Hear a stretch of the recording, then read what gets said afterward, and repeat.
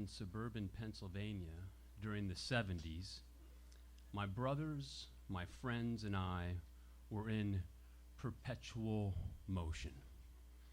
Our games could range anywhere from a pickup football game with 20 neighborhood kids to a solo game of whatever my imagination could conjure up.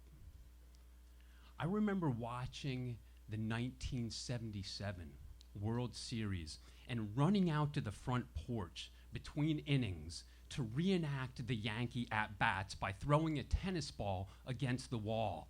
It was a small front porch, maybe 8 feet by 8 feet, so it was easy to send the ball careening over my head off the porch into the bushes. Another Reggie Jackson home run! It's gone!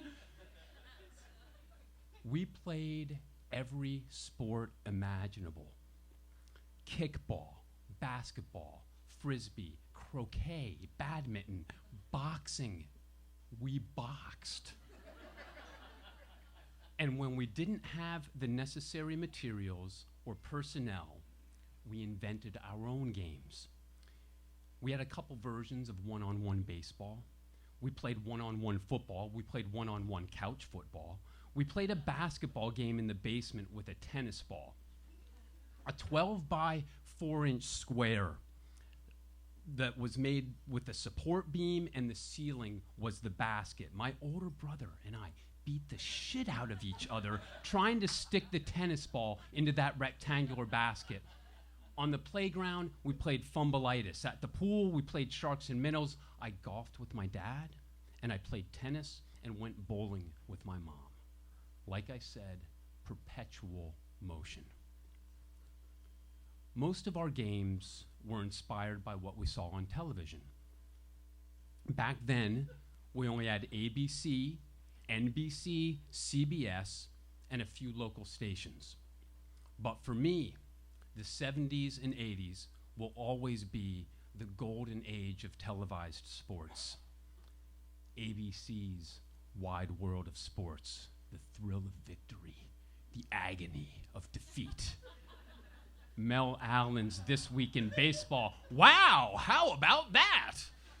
Steve Sable's NFL Films, which packaged professional football as if it were a life and death proposition, complete with a rousing musical score, ubiquitous slow motion, and a commentator that sounded like he was narrating Armageddon. And of course, the most recognized voice in all of sports broadcasting. This is Howard Cosell. One of our favorite sports shows was The Superstars. Professional athletes and amateur stars, usually former Olympians, competed for points in a wide array of athletic events. The final and most exciting event was the obstacle course. Competitors raced side by side on identical courses that included a 12-foot wall, a concrete tube, a blocking sled, tires, a water jump, a high bar, and hurdles. After watching soccer player Kyle Rote Jr. win the 1977 Superstars, my brother and a couple friends went down the basement and constructed a Superstars obstacle course with chairs, an old kitchen table, masking tape, and Hot Wheels racing track pieces. Since we didn't have enough room for 2 side-by-side courses, we competed by timing ourselves. Somehow, I ended up with the fastest time, even though I was the youngest by 4 years. I wish I could stand here and explain my behavior that day by saying I was 8 years old and I wasn't a very good sport. But it's pretty safe to say that it wouldn't have mattered how old I was. I'm a bad sport.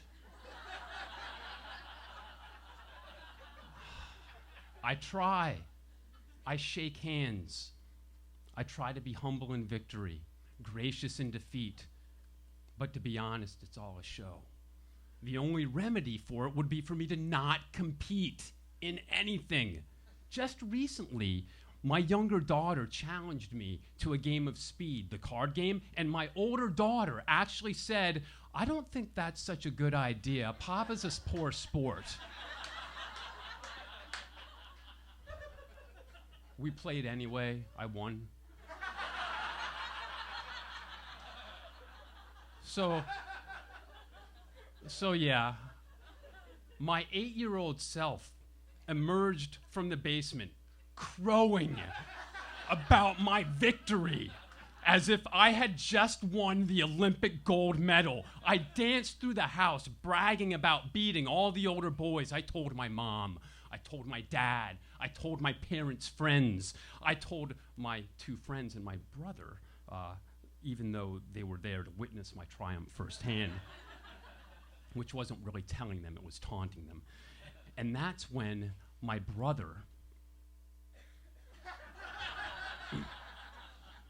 pushed me.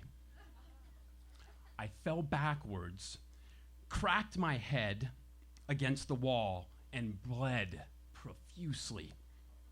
I had to go to the emergency room, and it was a little scary. But the emergency room doctor cracked jokes like he was Hawkeye Pierce from MASH. I got a bowl of ice cream when we got home, and the 8 stitches I got gave me something for show and tell in school the following week. We loved our sports, and we were deadly serious about them.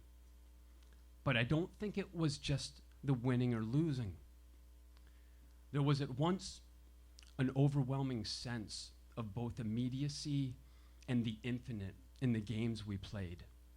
The immortality of youth commingling with an urgent need to suck up every last drop of young life before it dribbled off our fingers. To this day, when I feel the crunch of dry November leaves beneath my feet, I'm reminded of autumn nights in Pennsylvania.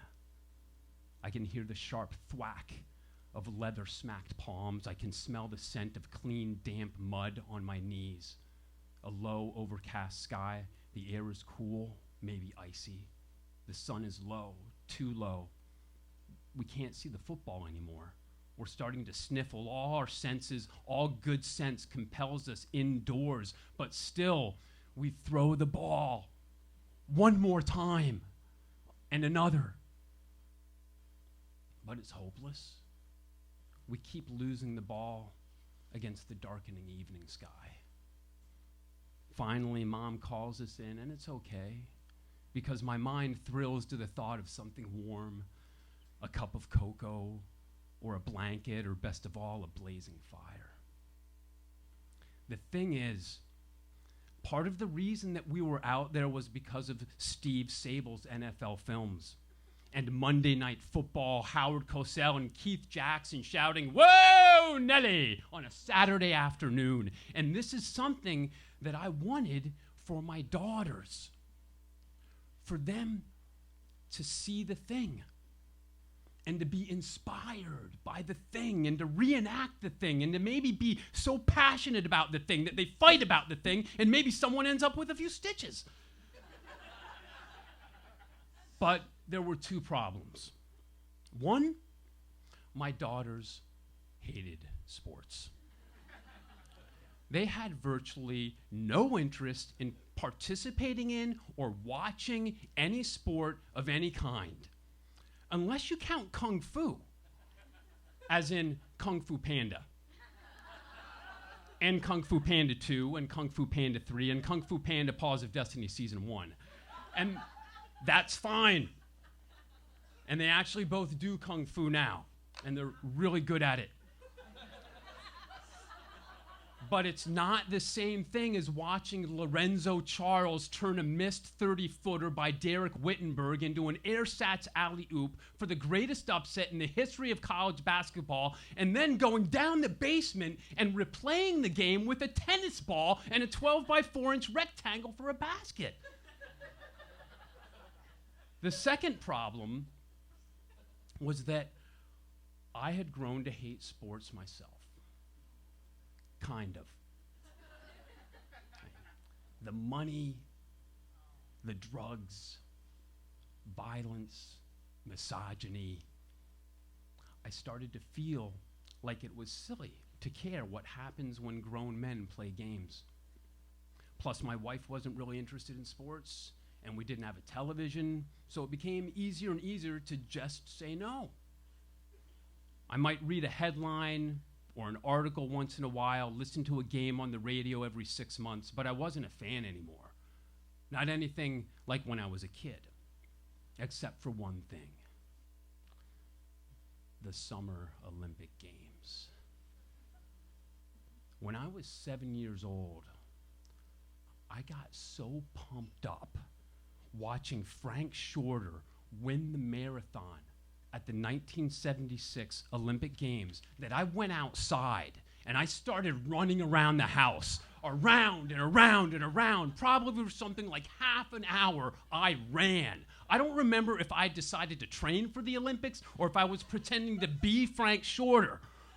But the golden age 70s television had worked its magic on me, and no matter how hard I've tried to shake it, I've been under the spell of the Olympics on television ever since. Which is why every 4 years, I will find a way to get myself in front of a television to watch the Summer Olympics. This past Olympics was particularly special because my wife and I actually timed our annual visit to Pennsylvania to coincide with the Summer Olympics. Each night, 15 of us, 2 years old to 80 years old, crammed into my mom's little living room, cheering, oohing, eyeing, together. Soccer, swimming, gymnastics, it didn't matter. Every night was like a little party, and my daughters loved it. All of it, especially when the women played. They enjoyed it so much that my wife and I talked about trying an experiment. Our family would try to become fans of a local female sports team. I started researching what was available immediately. Basketball was a good option, but that wasn't for a few months. Soccer was a possibility, but the matches all seemed to conflict with our schedule. Cross country? College tennis? Not so much. And then we found it. It is 5 weeks into our experiment. My daughters sit on the couch, leaning into the screen of the iPad that sits on a piano bench in the living room. I'm in the kitchen washing dishes. Gryffindor scores! Shouts my youngest daughter, only it's not Gryffindor. It's University of San Diego women's volleyball. This is our adopted team. They're playing Brigham Young University, and the winner of this match will definitely vault a few spaces in the weekly coaches poll. It turns out that USD has been one of the top Division I volleyball teams in the country for the past few decades, same for BYU. We've been anticipating this match for 3 weeks, which is incidentally just a couple of weeks longer than we've been fans. It has...